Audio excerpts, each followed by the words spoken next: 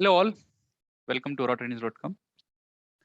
In this session, we'll discuss about an API from Oracle Apex. It is Apex underscore data underscore parser. Let us get into agenda. We'll try to understand what is this API and some of the functions of this particular API, like a global constants, discover, get columns, parse, and also we'll discuss about one of the custom page which is designed to understand this particular API. Let's understand what is this parser API and why do we use it. So when we generally call a particular functionality is called as parser, it means nothing but it's like translating a content from one particular language to another language or trying to understand what we have provided. That is nothing but a parser. Now, in this case, what is this particular parser API does is, let us say if you want to load a particular file into a database table, nothing but its content rather than as a blob. Let us say I have a CSV file. I want to load this particular CSV data into a database table. Then we need to understand what are the columns are there, what are the data types are there, how many records are there, right? So that particular functionality, we call it as parser. So this parser API can understand CSV data, XML data, JSON data, as well as XLSX data also. We just simply need to upload the file to a blob column in one of the database table, and you just call this particular parser API, and that can tell you the total information about the file which we have uploaded. Okay, so this is a parser information, and in this particular data parser API, we have good number of functions. Like we'll try to understand one by one. The first thing is in this parser API, we have some set of global constants, we call it as, and if the file type is one, it is nothing but of type Excel sheet, or if it is 2, it is a CSV. If it is 3, we call it as XML file, and if it is 4, it is JSON. Okay, so that's like you can either declare the constants or you can just hard code the value based on the file type. Okay, now so like this particular parser API, what it will do is like it is subdivided into a number of functionalities. First of all, before performing parser, it has to understand what is the file, what are the columns it has, what are the data types it has, right? So now here, if you observe in this one, we have a method called discoverer. So this parser API, I mean, in this particular like a method, if you observe, right, we have a method called discover, and this discover takes a blob content and also a file name, and based on that, it generates a profile for your data file. Nothing but it tells you now here, if you observe, the file name is employee.xml. It tells you what is the file type. Just now we have seen what are the global constants and what columns it is having, like EMB number, and what is the data type, and like ename, data type, length, and all these things, right? Similarly, for each particular file name, based on the file name, it will identify what is the file type based on the file type, and then it will read the further columns, and for each column it will identify what is the data type and what is the length, and that is the data profile discoverer option for a particular file. Okay, this is the initial functionality which is done internally generally. Next one is get columns. Let us say you have a file and you want to get all the columns in your particular file, right? So now here, if you observe this in this particular custom API, what we have done is we just simply call, like here we are calling the get columns API. That get columns API internally calling the discover API, which is providing the information about it'll identify it'll have data profile information of your particular file, and this get column API will provide you how many columns are there, what is the position, and what is the data type. Okay, so this is the purpose of get columns function. Okay, now coming to next one, parse. This is one of the very crucial and very important one, which will have which is a crucial of this particular API, and we'll have good concentration on this one by providing a sample. As of now, here, if you observe, what we are doing is we have this particular Apex data parser.parse. In this one, it requires 3 particular parameters. One is content, nothing but the blob content. Next one is skip rows, whether you can mention if at all, if you want to skip the first row, you can mention if you want to skip how many rows, and if you don't want to skip any rows, mention 0. And then you need to mention what is the file type. Okay, we just need to mention with the file type as 1, 2, 3, 4, like nothing but the global constant which we have seen. And then based on that, it will generate, like here, this Apex data parse will generate the columns. Okay, and then we can see here, if you observe, once you execute this field, you can see all the column values here. Okay, so the Purpose of this particular parse function is it understands the content of your data file and it generates all the columns dynamically based on the, it generates data. It generates all the columns based on the data file which you have mentioned, the blob file which we mentioned here. Okay, so let us observe this particular sample. We'll go through one by one. We'll go through the page and try to understand the coding behind it.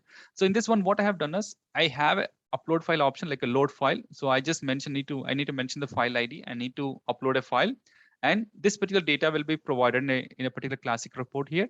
And then what I'll do is I have one more particular region where I need to mention the file ID and click on parse. It will parse the content which I have. It will parse the file based on the file ID, and like when I call a parse, it will call the custom API, PL/SQL API, which understand what is the file ID. Based on the file ID, it will parse the content using our parse API and generate the data into one of the temp table, and that temp table data will be displayed here. So these all functionalities we'll try to understand one by one. Okay, so let me go to the Apex page first. Okay, so now, okay, so let me upload a page first. Okay, let us try to understand the first section. We know how do we upload the file, but before proceeding further, what I'll do is, let us say I'll just copy paste one of the CSV file. Okay, and I'll rename this one.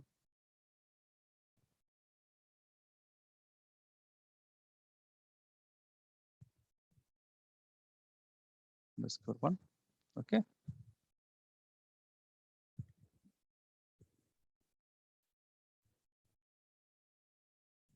I'll just try to remove this. Change the employee, this one, employee numbers, and I'll add one more. Okay, I have 4 records. Okay, so first thing is I'll try to upload. So I'll mention the primary key ID. So as of now, it is not auto generated, so I need to manually enter that. And then I'll upload a file and click on load file. Okay, so here you can see the file got loaded here, right? The file got loaded. So this particular data will get uploaded into our custom table, EMP data files. So let me show you that EMP. This is a custom table which I've created. Okay, so this has these all data files which we have like 1, 2, 3, 4, 5. This is the latest file which we have uploaded, and you can see the file MIME type, and this is a file name, and this is a file blob content. Now the next thing is what we want to do is, so here I just want to provide a file ID, and when I click on a parse, it will call a custom PL/SQL API. So the custom PL/SQL API, let me show you that first of all. So in the custom PL/SQL API, I have these particular 4 functions which I have created, like getting the file blob, getting the file name, file type, as well as parse data. Okay, so let me show one by one. So this get file blob API method or function returns the blob content based on the file ID. Get file name returns the file name based on the file ID. Get file type returns the file type based on the file ID. So here, if you observe, I'm calling a function called get file type, which is available in the Apex data parser, and it provides the numbering 1, 2, 3, 4 based on the global constants which we have discussed. And in this one, parse the parse data. So now what I'm doing in the parse data is I'm trying to upload the data into one of the temp table like EMP data temp. Let me show you that also. So this columns are similar to EMP table. Okay, so as of now, it is having 3 records. Now, whenever we call the parse API, first we'll delete the data from this particular EMP temp table. And based after that, based on the file type, we'll call the appropriate insert logic, because the column positioning is different in each particular file type, and the data type for the data format of the data is different in each file type. So that's the reason we require a separate insert statement, or maybe we can use a decode appropriately also. Okay. Now, the only simple thing what we are trying to do is, first of all, you just this query, right? This Apex data parser API, you just provide the file blob content and also mention the skip row functionality and mention the file type. That's it. So this particular SQL query returns you the the set of records, and after that we are simply inserting them into a custom table. So now what I'll do now is, so here, let us say file process. I'll mention the file ID as 5. So in the file ID 5, which is nothing but our latest file which we have uploaded, employees_1.csv.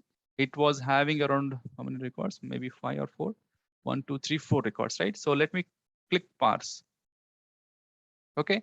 So now here, if you observe, we should see the 4 records, right? 682, 698, 782, 839, right? So these are the 4 records which got uploaded into this table.